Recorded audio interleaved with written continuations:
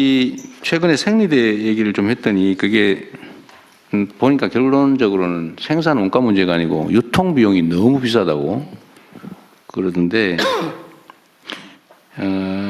하여튼 이 유통 구조 이게 생리대는 보니까 보고서상으로는 유통 비용이 50%라네. 네. 네, 유통 비용이 50%라 그랬죠. 네. 이게 지금 문제가 좀 그래요, 그죠? 네. 어쨌든 이게 유통구조 개혁도 주로 농수산물 관련돼서만 얘기를 했는데 농산물이 한 5, 60% 된다고 유통비용이 50%인데 이게 뭐 생리대도 50%라고 해서 제가 놀랐어요. 네. 그래서 뭔가 구조적인 문제가 좀 있어 보입니다. 일단 유통구조 개혁도 전체 산업 개혁 과제로 좀 어떻게 해야 될 것 같아요? 네. 그다음에 이거 좀 딴 얘기인데 제가 생각나는 대로 얘기해서 좀 미안합니다만 국토부 나오셨어요? 이 철도 차량 수급 문제는 어떻게 좀 대책이 좀 돼갑니까? 예, 세우고 있습니다. 어떻게? 이제 현재는 여러 가지 검토하고 있는데요. 그 철도 납품 지원했던 회사 자체를 아예 저희 공기업화하는 방안도 검토하고 있고요. 또 여러 가지 자금을 끌어들여서 실제 정상화할 수 있는 대책을 구체적으로 세우게 해서 안 될 경우에는 현재 3차 계약을 취소하고 새로운 계약 관계를 해서 그러니까 그건 뭐 당연한 건데 그게 현실적으로 제가 보기에는 거의 실질적 대책이 불가능한 상태가 돼서 하는 얘기예요. 그 지금 우리나라의 그 열차 차량 생산하는 데가 3군데밖에 없다면서요. 그러니까 그래서 자기들끼리 이렇게 너는 저 고속철, 너는 저 일반 기차 뭐 이런 식으로 한다는 소문이 있던데. 네, 맞습니다. 지금 그렇게 구조적으로 될 위험성이 있는 겁니다. 대책을 좀 실효적인 대책이 있냐. 네. 지금 무궁화호 이런 거는 차량 공급을 못 받아가지고 지금 거의 뭐 덜덜거리는 거 끌고 다닌다면서요. 그렇죠. 상당히 노후화된 기차를 운영해야 될 형편입니다. 부족하진 않아요. 그럼 노후화된 거라도 있으면 다행인데. 네, 현재까지는 부족하진 가능한 거고요. 다만 어쨌든 빨리 교체하지 않으면 안 되기 때문에 그 점을 주안점에 두고 준비하고 있습니다. 그러니까 구체적으로 뭔지 나중에 빨리 보고는 한번 해주세요. 알겠습니다. 걱정돼서 그럽니다. 네. 몇 년씩이나 지연될 것 같아서. 나오시죠. 예, 다른 의견이 있었으면 본 안건은 원안대로 접수하겠습니다. 다음은 경제적 제재 합리화 방안을 공정거래위원장께서 보고해 주시기 바랍니다. 예, 공정거래위원회 경제적 제재 합리화 방안에 대해 보고드리겠습니다. 먼저 추진 배경으로 공정거래와 관련된 법률 위반 시 현행 과징금 한도가 매우 낮은 편이어서 불공정 행위 억제하는 데 한계가 있는 상황이 아주 오랫동안 지속돼 왔던 현실입니다. 또한 조사 불응에 대한 현행 제재 수준도 미흡한 실정입니다. 이에 과징금 수준을 끌어올리고 조사 불응 시에 금전적 제재도 신설함으로써 법 위반 억제력을 확보하고자 합니다. 첫 번째, 과징금 상한을 선진국 수준으로 높이고 부과체계를 전면 개편하겠습니다. 우선 해외 법제 대비 과징금 수준이 낮은 행위들을 중심으로 과징금 부과율을 높이겠습니다. 예를 들어 전 세계 경쟁 당국이 공통적으로 규율하는 시장 지배적 지위 남용의 경우 과징금 한도가 현행 관련 매출액의 6%에서 20%로 다른 선진국 수준으로 끌어올리겠습니다. 또한 정액 과징금 상한도 공정거래 분야 7개 법률 모두 최대 10배까지 높여야 다른 선진국 수준의 제재가 가능해집니다. 다음으로 반복적인 법 위반 기업에 대한 과징금 가중도 강화해야 합니다. 한 번만 반복해도 법 위반을 최대 50% 위반 횟수에 따라서 최대 100% 가중되도록 개선해야 선진국 표준에 맞는 제재가 가능합니다. 이와 함께 과징금 부과 체계도 전면 개편하겠습니다. EU, 독일 등과 같이 과징금 부과 시 기업 규모를 반영하는 방안을 포함해서 근본적인 개선 방안을 연구 용역과 함께 TF 논의를 거쳐 발표하겠습니다. 둘째, 공정위 조사에 불응하는 행위에 대한 과징금 등 경제적 제재를 신설해서 조사권을 강화하겠습니다. 우선 피조사자 업체들이 공정위의 현장 조사, 자료 제출 요구 등에 응해야 하는 의무를 명확히 규정하고 공정위 조사에 불응하는 경우 과징금 및 이행 강제금을 현실적인 수준으로 부과하도록 하겠습니다. 과징금은 연 매출액의 1%까지, 이행 강제금은 일 매출액의 5%까지 부과할 계획입니다. 이처럼 선진국 표준에 맞는 경제적 제재 합리화 그리고 조사권 강화는 시급히 이루어져야 합니다. 과징금 상한 현실화와 조사권 강화는 법률 개정이 필요한 사항이므로 1분기 내에 개정안 발의되도록 추진하겠습니다. 과징금 체계 전면 개편 방안도 연내 확정 발표하도록 추진하겠습니다. 법 위반 반복, 중대성 판단 기준 등 고시 개정은 상반기 내에 개정 작업을 완료하도록 하겠습니다. 이상입니다. 뭘 연내에 한다고요? 과징금 상한을 높이는 법률 개정안. 부처의 법을 예, 법 개정을 연내에 하겠습니다. 지금 이제 공정거래 소관만 이렇게 하고 네, 이건 최대한 빨리 해야 되겠죠. 예, 다른 부처 그 개정을 목표를 1년으로 삼으면 1년 안에 될 리가 없잖아요. 그것도 왜 그 1년씩이나 걸리는지 잘 모르겠어요. 그래서 1분기 내에 개정안을 발의하고요. 네. 가능한 한 빨리 할 수 있도록 하겠습니다. 목표를 1년으로 자꾸 그러지 마시라고요. 목표를 빨리 앞당기도록 하겠습니다. 현실적으로 좀 땡겨서 하시라는 말씀이고요. 지금 이거 정할 수는 없고 다른 부처들도 마찬가지죠. 그리고 저 하나 궁금한 게 있는데 그 1페이지 1의 1, 2의 1의 1 과징금 상한을 상향하는데 지금 현재 예를 들면 시장 지배적 행위 남용 이거를 관련 매출액의 6%가 아니고 6% 이하겠죠. 맞습니다. 이게 상한입니다. 예. 20% 하면 뭐예요? 저 작업해가지고 2%만 하면 그만이지. 예, 그래서 과징금 체계를 바꿔서 상한을 별도 규정으로 둘 수 있는 방법을 고려하고 있습니다. 그러면 아니 제 말은 예, 상한은 하나만 하지 그게 하한을 정하지 않는 한 예, 이게 재량권이 많아지면 그게 재량이 많아지는 만큼 부패 가능성이 높잖아요. 부패 요인이 많아지지 않냐 그 말이에요. 그러니까 적용을 상한에서 멀리하는 이유 중에 하나는 법률에 이 과징금 부과율 상한이 법률 상한이기도 합니다. 그래서 이 상한을 넘어가는 지금 이거를 이제 법률을 고치겠다는 거 아니에요? 맞습니다. 그러니까 6% 이하나 20% 이하나 해놓으면 누군가가 20% 할 수는 있긴 한데 이게 공정거래위 소관은 돈이 걸린 거라서 제가 그러잖아요. 돈이 막이라고. 그래서 고시 작업, 개정을 로비, 해서 예. 압박 이런 거 어떻게 견딜 건데? 그래서 그 해가지고 막 하면 결국은 이 부패 원인이 된다 그 말이에요. 맞습니다. 이거 어떻게 그 대책은 뭐예요? 그래서 고시 개정을 해서 이게 중대성 판단할 때 중대할 경우 그리고 뭐 중간일 경우 경미할 경우 각각 이게 비율이- 이제 정액이 아니고 비율이기 때문에 예. 위반을 하면 기본적으로 그 금액으로 하고 이런 저런 사유가 있으면 깎아주는 걸로 이렇게 해야지. 그게 이제 일본식 방법인데요. 예. 그래서 지금은 이제 저희 안은 지금 뭐 중대할 때 10% 경미 10%에서 시작해서 이제 가중 사유 부과해서 올라갈 수는 근데 있는데 그거는 법에다 그렇게 정할 건 아니잖아요. 그건 고시입니다. 그래서 고시 개정 먼저 하려고 합니다. 현재 6% 범위 내에서 그러니까 법 개정 안 되면은 고시 개정을 해서라도 6%가 지금은 이제 3%부터 시작하는 경우가 많은데 더 높은 비율에서 시작할 그러니까 6% 범위 내에서 그렇습니다. 현재는. 예. 근데 너무 손방망이에요. 뭔 방망이라도. 동의합니다. 예. 그래서 공정거래위는 그런 비난을 많이 받잖아요. 그렇습니다. 힘센 데를 상대하니까 예. 조사도 제대로 안 하고 예. 시간 질질 끌어서 몇 년씩 걸리고 다른 기관은 조사도 못하게 막아놓고 예. 그리고 최종적으로 결과가 나와도 뭉기작 그래가지고 뭐 6% 해봐야 실제로 부과하는 건 3%부터 계속 깎아준다면서요. 예. 지금 이렇게 된다니까요. 지금 그렇게 하고 있는데 20%로 해놔봐야 그 우리 공정거래위원장께서는 의지가 있겠지만 예.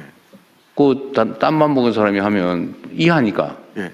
아예 너무 과하다 무슨 뭐 기업 보호 어쩌고 하면서 그냥 1%만 해버릴 수도 있고 네. 그걸 막아야 된다 그 말이죠. 예. 너무 쉽게 그냥 상한만 올리면 뭐하냐. 부패 여지만 커진다. 그 하한을 두는 것도 저희가 고려는 해봤는데요. 근데 이제 이 법 위반을 하는 이제 작은 기업들도 있기 때문에 작은 기업은 매출이 작으니까 똑같잖아요. 네. 정액이 아니니까 내가 하는 네. 말이에요. 그럼에도 불구하고 이제 매출이 작더라도 아니, 그러니까 그런 걸 좀 자세히 연구를 좀 하시자 그 말이죠. 예, 이게 그렇습니다. 예. 주로는 그 공룡 기업들, 이 뭐 조그만한 회사가 이런 거 위반 잘 안 해요. 시장 지배적 지위를 가진 조그만한 기업이 어디 있어요? 그래서 말씀하셨던 것처럼 공룡 기업에게는 그 기업 규모에 따라서 과징금 부과 체계가 다르게 적용되도록 하는 방안이 이제 연구를 좀 이유에서 해보십시오. 적용하는 그냥 방안. 상한만 올린다고 능사가 아니다 그 말이에요. 맞습니다. 오히려 공정거래 권한만 커져가지고 소위 정관 예우 만들기 더 쉬워져요. 네. 그래서 그런 고민도 좀 해주십시오. 저는 제도를 뭔가 설득할 때는 언제나 악용될 경우를 대비하시라고요. 예, 예. 악용될 경우를. 그렇습니다. 네, 말씀하신 거 유념해서 네. 잘 설계하도록 하겠습니다. 그리고 이게 과징금하고 과태료하고 정확한 차이가 뭐예요? 혹시 아시는 분 있어요? 대체로 보면은 법제처장입니다. 예, 그 과징금은 이게 굉장히 사안이 중대한 경우이고 고액입니다. 근데 그리고 이제 기업 위주이고, 근데 과태료는 개인 위주이고 좀 적은 사안이고, 금액도 기본법에서는 최대한이 500만 원으로 되어 있습니다. 무슨 기본법? 질서 위반 행위 규제법이라고 아, 있습니다. 예, 과태료는 예, 과태료는 그러니까 성격상으로 사실 크게 차이 나는 건 아닙니다. 그래요? 예.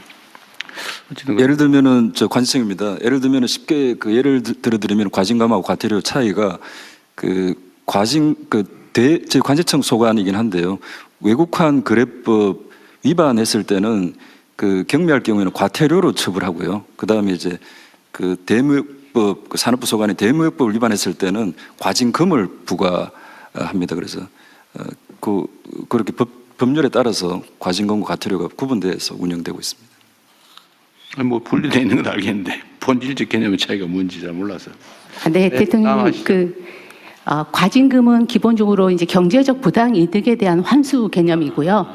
과태료는 행정 질서 벌입니다. 그래서 행정 질서를 지켰지 않았을 때 벌? 경미하게 내리는 행정 경제벌이라고 생각하시면 되겠습니다. 단순한 둘 다 금전벌인데 행정벌입니다. 네. 이익을 환수한다. 네, 부당이득의 환수 개념이 이제 그게 과징금에 과징금. 강하게 들어 있습니다. 대신 이제 그 개인정보 침해 같은 경우는 기회를 좀, 그 경우는 부당이득의 환수는 아니지만 그 국민의 그 개인정보를 제대로 관리하지 못한 거에 대한 책임을 묻는 성격의 과징금입니다. 예. 아니, 제가 보충 말씀드리겠습니다. 안 해도 됩니다. 그만 이제 그만해. 헌법학자가 한 말 하시죠. 네. 아니, 부당 이득만 한정하는 건 아니고 경제적 제재를 과해서 그 행위를 다시 하지 못하게 하는 그런 위화 효과도 가지고 있는 겁니다. 과태료도 과징금이 그렇습니다. 부당 과태료는 그냥 응징이에요. 말씀을 하는데 경제 과태료는 제재를 부과해서 위화 효과를 예. 가지고자 하는 압박 목적이 효과고 있고 네, 지발 방지를 위한 겁니다. 과태료는 질서를 어긴 거에 대한 형식적 응징이고, 예. 네. 그 조금 더 그럴듯해 보이네요. 알겠습니다. 헌법학자로 좀 다르시네요. 자, 다음. 예, 의견이 없으시면 이 안건은 원안대로 접수하겠습니다. 그러면 대통령 하나 남았습니다. 1번은 두 개 나오죠, 두 개. 기본 이거 뭐 협조 사항이 혈액 수급 안정하는 거예요. 협조 사항입니다. 이거는. 아, 그래? 예. 그러면은 기본사회 추진 체계 추진 방향은 요약 간단하게 하시죠. 이거 뭐 너무 길게 얘기할 건 아니고. 예, 행안부 계획된 대로 장관님께서 발제해 준비해서 주십시오. 시행하면 되는 거니까요. 네네. 네. 예, 간단하게 할 수 있으면 해보겠습니다. 네. 기본사회 그것도 능력이라고 합니다. 예. 기본사회 추진 체계 및 추진 방향을 보고드리겠습니다. 먼저 기본사회 개요입니다. 현재 대한민국은 저성장 양극화, 저출생 고령화 등 복합적인 위기 상황에 처해 있습니다. 이에 단편적 부분적인 이 구성원 보호를 넘어서 모든 국민의 모든 영역에서의 기본적 삶 보장에 대한 요구가 높아지고 있습니다. 모든 국민의 기본적인 삶을 실질적으로 보장하는 기본 사회를 주요 정책 방향으로 우리 정부는 설정하고 있는데요. 기본 사회로의 전환을 뒷받침하기 위해 국정과제로 기본 사회 실현을 위한 추진 체계 마련을 포함하였습니다. 기본사회위원회 설치에 관해서 보고드리겠습니다. 이 지난 국무회의에서 기본사회위원회 설치 및 운영에 관한 규정이 의결돼서 오늘 시행됩니다. 기본사회위원회는 대통령 소속 자문위원회로 기본사회로의 전환을 위한 국가비전, 기본방향을 심의하며 대통령님을 위원장으로 재정경제부 등 16개 중앙행정기관의 장과 지방 4대 협의체 대표자 그리고 기본사회에 풍부한 경험을 가진 민간 전문가들이 위원으로 참여하게 됩니다. 위원회는 관계 부처 및 지방정부, 학계, 일반 국민들이 제안한 안건을 실무위원회를 통해 사전 검토한 후에 본회의에 상정하고 심의 조정해서 확정하고 보고드릴 예정입니다. 다음 페이지입니다. 다음은 기본사회 실현을 위한 기관별 역할 및 추진 상황입니다. 기본사회 실현을 위해 국민의 특성, 살고 있는 지역, 받고 싶은 서비스를 고려해서 모든 국민에게 모든 영역에서 기본적인 삶을 보장하기 위한 정책들을 추진해 나갈 계획입니다. 기본사회위원회는 정책 환경과 상황을 분석하고 국민의 정책 수요에 대한 조사를 통해 비전과 정책을 제시하고 또 정책 효과에 대한 평가 지표를 개발, 주요 사업의 추진 성과를 평가하는 역할을 하게 됩니다. 또 관련 중앙행정기관은 기본사회 전환을 위해 소득, 주거, 금융, 안전 이 뒤에 표가 쭉 되어 있는데요. 각 부처에서 기본사회와 관련된 이 국정 과제를 중심으로 이 올해부터 추진할 과제들을 모아놨습니다. 이런 역할들을 중앙행정기관에서 부처별 정책의 연계와 협력을 통해 시행해 나가게 됩니다. 또 각 지방정부는 해당 지역 주민, 시민사회의 소통 그리고 지역 수요에 부합하는 사업을 추진하기 위해 이 다양한 소통 창구를 마련하고 우수 사례 벤치마킹을 통해 지역에 맞는 기본사회를 만들게 됩니다. 또한 여주 구양리 사례처럼 이 사회연대경제조직을 활용해서 지역을 기반으로 정책 수행 과정에 적극적인 전달 체계를 만들도록 해 나갈 예정입니다. 이와 관련해서 부처 협조사항을 말씀드리겠습니다. 각 부처에서는 국민들께서 실생활의 변화를 체감할 수 있도록 기본적 삶의 수준에 대한 다양한 의견을 수렴하고 구체적 과제를 발굴해서 신속하고 적극적으로 추진해 주시기 바랍니다. 아울러 위원장이신 대통령님과 당연직 위원을 맡으신 장관님들의 기본사회에 대한 지속적인 참여와 협조를 요청드립니다. 이상입니다. 네, 각 부처별 말씀 듣기 전에 분야별 기본사회 주요 내용 표 있잖아요. 그거를 조금 페이지를 넘겨가면서 좀 보여드리고. 제가 그럼 그것도 간략하게 아니 설명해도 너무 많아서요. 네. 복지, 주거, 금융 분야, 그리고 보건 의료 분야. 지금 대체로 기본금융, 기본의료, 네. 기본노동, 기본돌봄, 노동과 일터, 돌봄 분야, 그다음에 교육 분야도 있고요. 공교육이고요. 기본교통 및 분야, 기본통신, 인공지능, AI 기본사회 기본계획입니다. 여가 문화에 관한 기본사회. 네네. 어쨌든 이런 정책 목표들을 가지고 있다는 것이고 이걸 세부적으로 다 설명하실 필요는 없을 것 같고요. 네. 각 부처에서 정한 대로 잘 추진하시기 바랍니다. 이건 이렇게까지 하고 넘어가죠. 네. 대통령님, 아까 지방정부 네.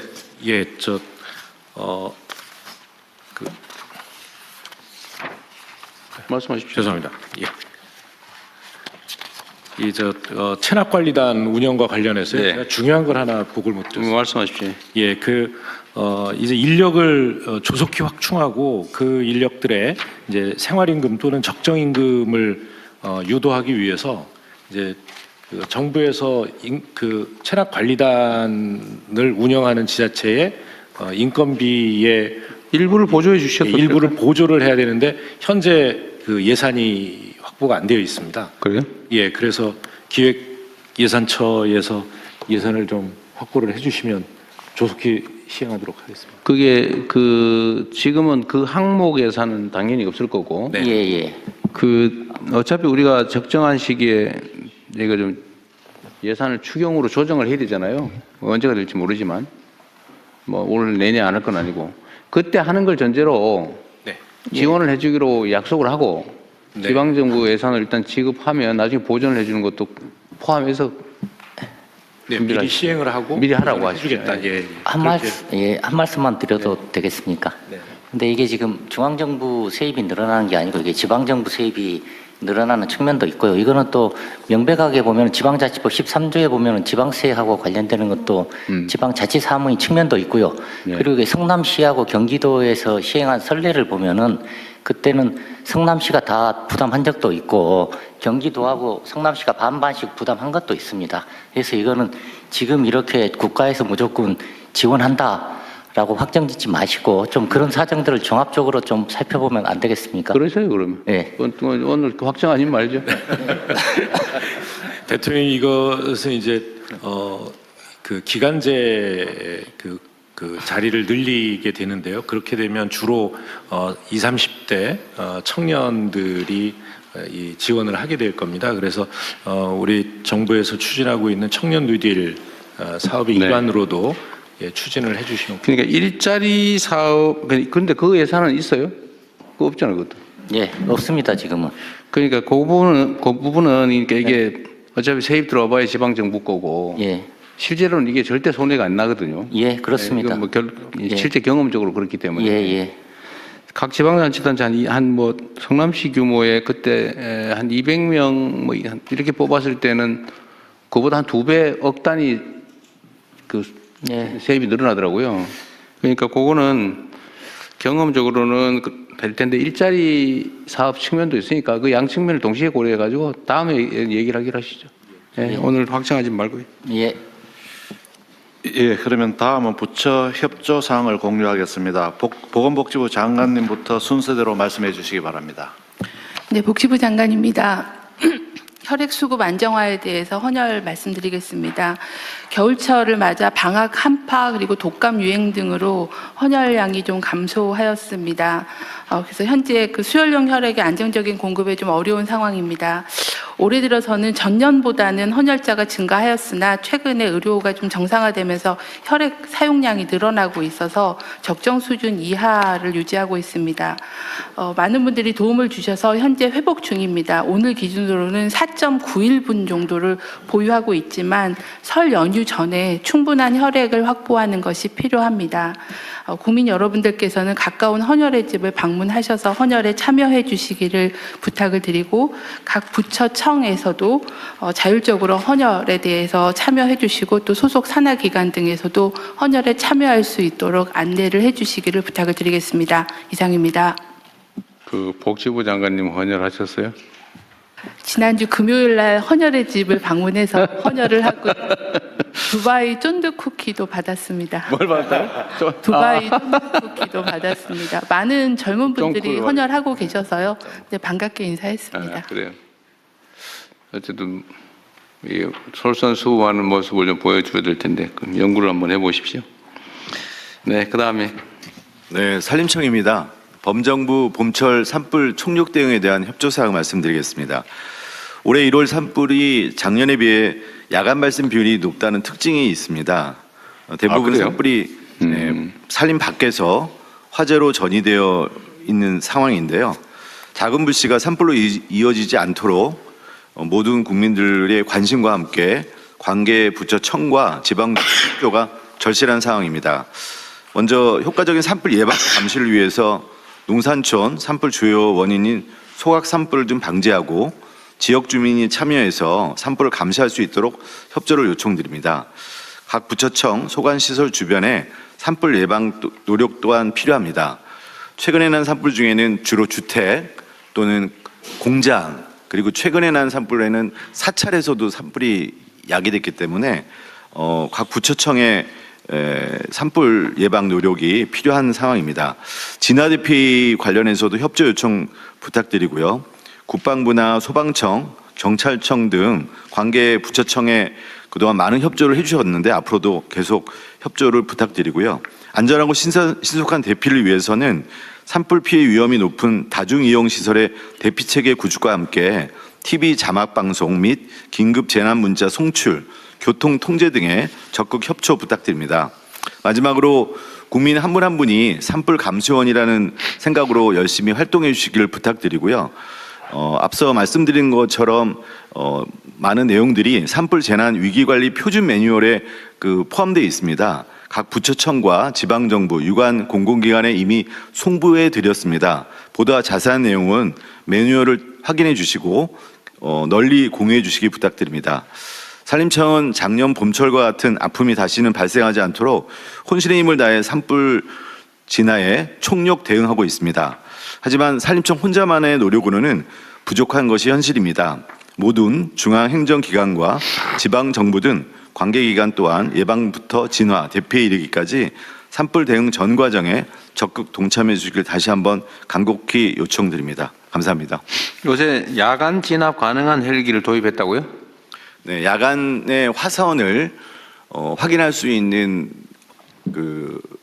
헬기가 이제 3대에서 5대로 늘어났고요.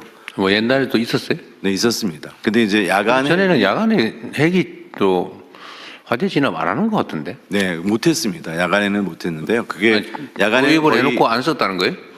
근데 이제 그 훈련도 필요하고 또 이 훈련이라는 게 거의 그러니까 제 말은 네. 지금 말씀하신 걸 보니까 저 이번에 처음 도입한 줄 알았더니 그 전에도 이미 있었다는 얘기잖아요. 네, 근데 이제 훈련이 그 전에는 투입을 안 했던 것 같아요. 네, 보니까. 못했습니다. 네, 근데 그 이유가 훈련이 안 돼 있었고 훈련 때문에? 네, 거의 야간에 헬기 운영은 장님이 운전하는 거랑 똑같다라고 그러니까 하시더라고요. 네. 그럼에도 불구하고 야간 진압이 가능하다는 헬기를 가지고 있었다. 2대인지 3대가 있습니다. 3대를 가지고 있었는데 이번에 추가로 더 도입했다. 네, 네, 맞습니다.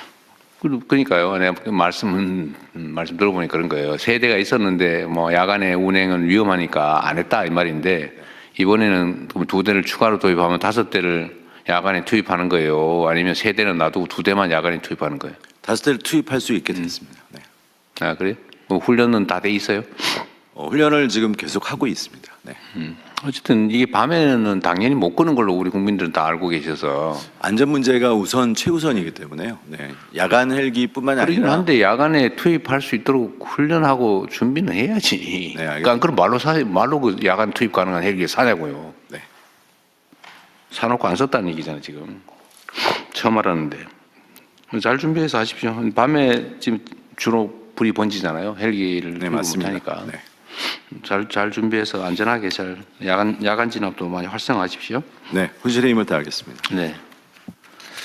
자 그다음에 네, 문체부 보고 드리겠습니다. 2026 동계올림픽이 2월 6일부터 22일까지, 패럴림픽은 3월 6일부터 15일까지 이탈리아 밀라노와 코르티나 일원에서 열립니다.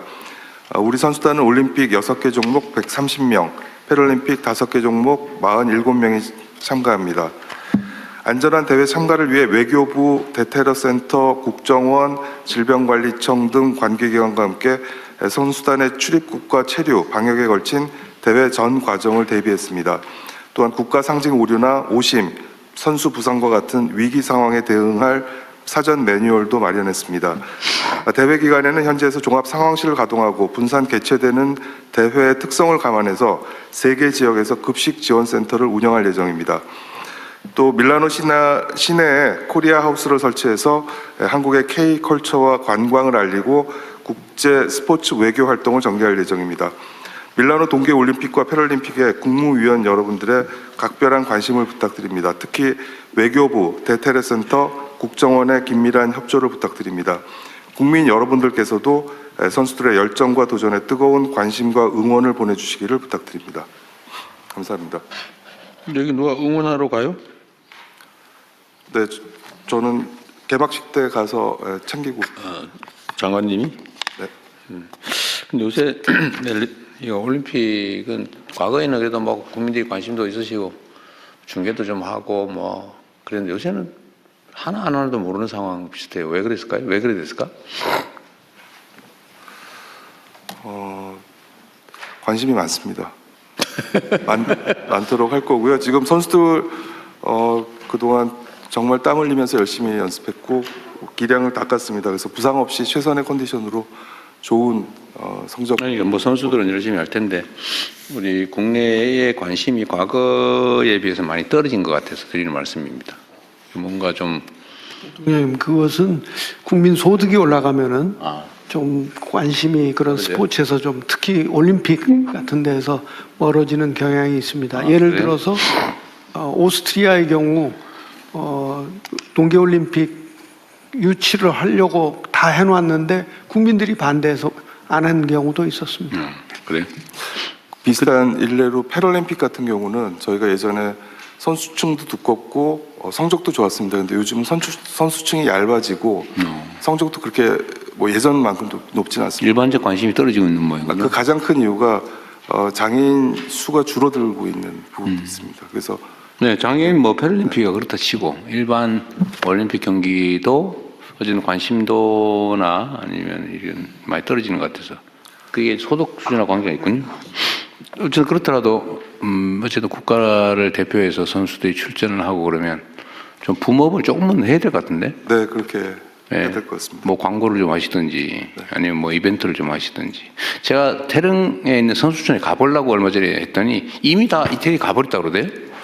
거의 대부분 떠나버렸다고. 예, 떠난 선수 있고 아직 남아 있는 선수도 있는데요. 지금은 얼마 전에 이제 그 출정식을 했었거든요. 네. 저는 다녀왔습니다. 이거 제가 저번 주인가 저번 주 한번 가볼까 했더니 이미 대부분 떠났다고. 돌아오면 격려 돌아올 것 같습니다. 대통령님, 저 패럴림픽은 좀 늦게 가기 때문에요. 네, 장애인들 한번 격려해 주실까요? 뭐 검토 한번 해보죠. 3월 달이군요. 그 얘기 나온 김에 이번에 기사에서 봤는데 어디 사우디인가 어딘가가 무슨 올림픽을 못 하니까 뭐 딴 데서 개최하자 뭐 그 얘기 뭐예요? 네, 그 사우디에서 반납한 게 있어서요. 언제 그 28년? 네, 28년요. 28년 이제 하계 올림픽인 거죠? 하계 올림픽 동계 올림픽이에요? 네, 사우디에서 사우디에서 동계 올림픽을 하려고 그랬어요? 네, 네. 동계 올림픽인데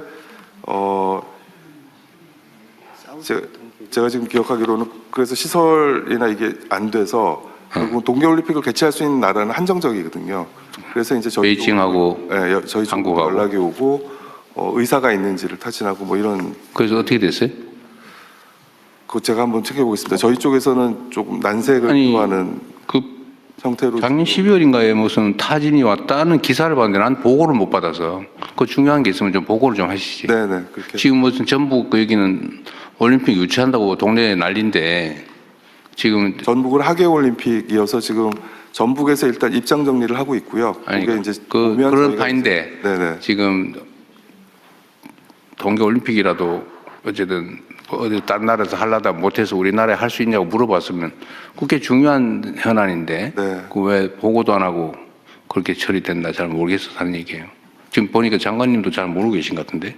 제가 이해하고 있는 거는 너무 촉박한 일정에 저희가 지금 할 수 있는 사정이 아니어서 그냥 저희는 관심이 없다는 정도의 반응을 보였다. 몇 년도 개최인데요? 그게 제가 기억하는 거는 요 다음 올림픽 내년? 네, 내후년? 4년 후죠. 그러니까. 네. 4년 후?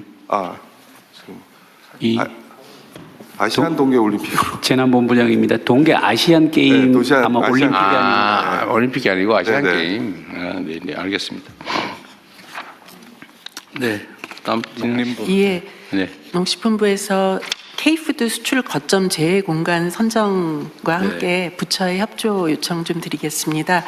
저희가 그 K푸드 수출 거점 재해 공간 선정한다고 그 공간들의 공문을 좀 보냈더니 공간들에서 43개 공간을 신청을 해주셨어요. 그래서 그래요? 예, 적극적으로 협조를 해주셔서 감사드리고 외교부에서도 잘 도와주셔서 그 시장의 특성하고 공간 전문성 고려해서 30개소 선정을 하였습니다. 그래서 앞으로 이 30개소 재해공간 중심으로 해서 민간 협의체도 구성을 할 것이고 우리 기업들이 수출하는데 각종 지원과 함께 현지에서 마케팅에도 우리 재해공간들이 중점적으로 참여할 수 있도록 그렇게 하려고 합니다. 그래서 그 부처별로 좀 도와주셔야 하는 게 특히 외교부 장관이 많이 도와주셔야 되는데 공간 내에 K푸드 담당관 임무를 부여할 필요가 있습니다.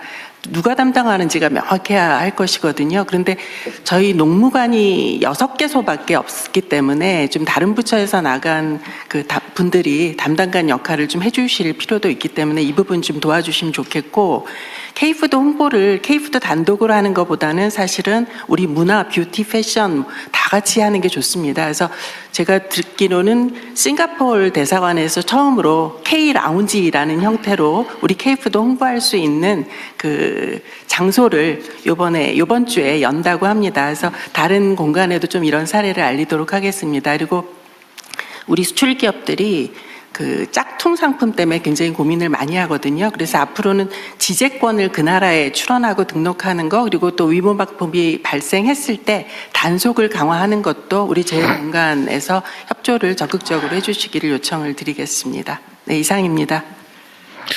이게 이제 인력을 각 분야별로 다 충원하는 것은 너무 조직이 방만해질 가능성이 있고, 지금 K푸드뿐만 아니라 뭐 화장품도 해야 되고 K뷰티도 해야 되고, 예를 들면 자동차도 팔아야 되고 문화 수출도 해야 되고 하자면 엄청나게 많은데, 그거는 일종의 종합상사 관리하듯이 해야지 특정 분야별로 이렇게 하면 인력이 너무 많아져서 안 될 것 같아요.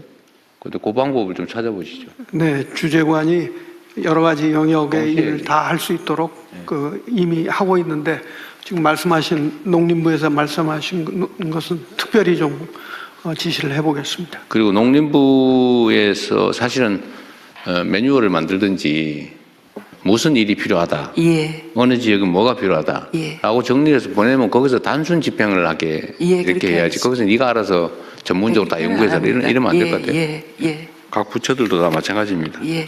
문화 분야든 산업 분야든. 그렇죠? 네. 다음은 외교부 장관. 네. 외교부 한 주황화 정상회의 개최는 그냥 준비해서 잘 하시면 될 것 같습니다. 그 스탄 5개국과 우리 이번에 하나 또 늘었다 그랬죠? 예, 아제르바이잔 6개. 예. 중앙아시아 6개국과 대한민국의 정상회의를 대한민국에서 개최한다 올해. 그렇습니다. 네, 그 준비 잘 하십시오. 예. 예, 그러면 다음은 의안 심의를 진행하겠습니다. 의안 심의는 비공개로 운영되어 오니 언론인 여러분께서는 협조해 주시기 바랍니다. 예, 국회 본회의를 향해 주시기 바랍니다. 국기에 대하여 경례.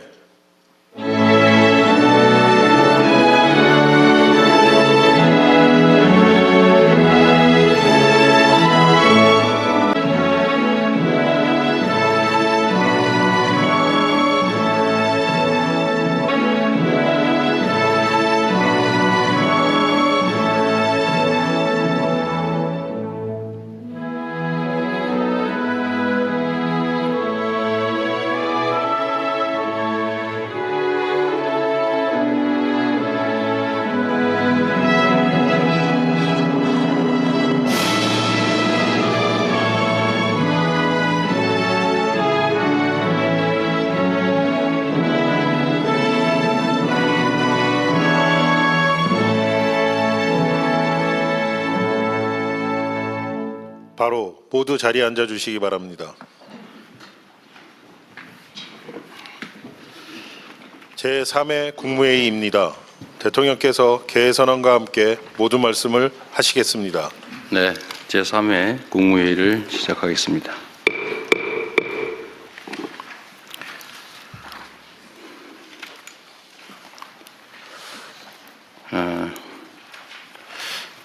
많은 국민들께서 기대하시는 것처럼 경제 상황이 조금씩 개선되고 있습니다. 코스피, 코스닥을 포함해서 자본시장도 또 주식시장도 정상화의 길을 제대로 가고 있는 것 같습니다.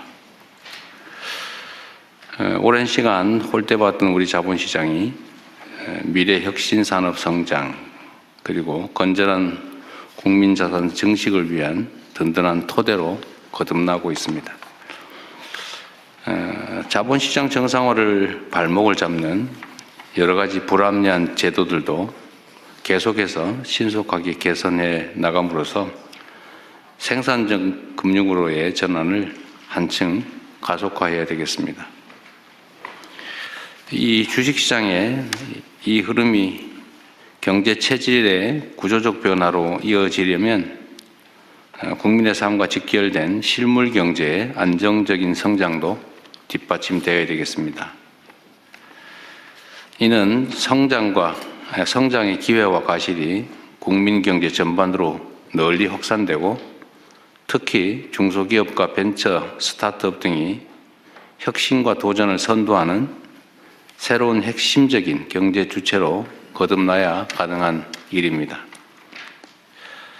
정부는 대중소기업 상생 성장 기반 강화, 또 벤처 스타트업 창업 활성화, 제도전 친화형 생태계 구축에 정책적인 역량을 집중해 주시기 바랍니다. 거기에 더해서 우리 사회의 가장 심각한 문제라고 할 수 있는 국토 균형 발전도 지속적으로 추진해 나가야 되겠습니다. 국민 모두의 성장으로 향하는 길은 일부 대기업과 또 특정 지역, 특정 부문만이 아니라 모든 경제 주체가 함께할 때 보다 넓고 단단해질 수 있다는 점을 생각해 주시기 바랍니다. 요즘 부동산 문제가 논란이 되고 있습니다. 경제 구조의 대전환을 통한 모두의 성장을 제대로 실현하기 위해서는 부동산에 비정상적으로 집중된 우리 사회의 자원 배분 왜곡을 반드시 바로잡아야 합니다. 비생산적인 부동산의 과도한 팽창은 필연적으로 건품을 키우게 됩니다. 그리고 성장 잠재력을 훼손할 뿐만 아니라 자칫 국민 경제 전반에 심대한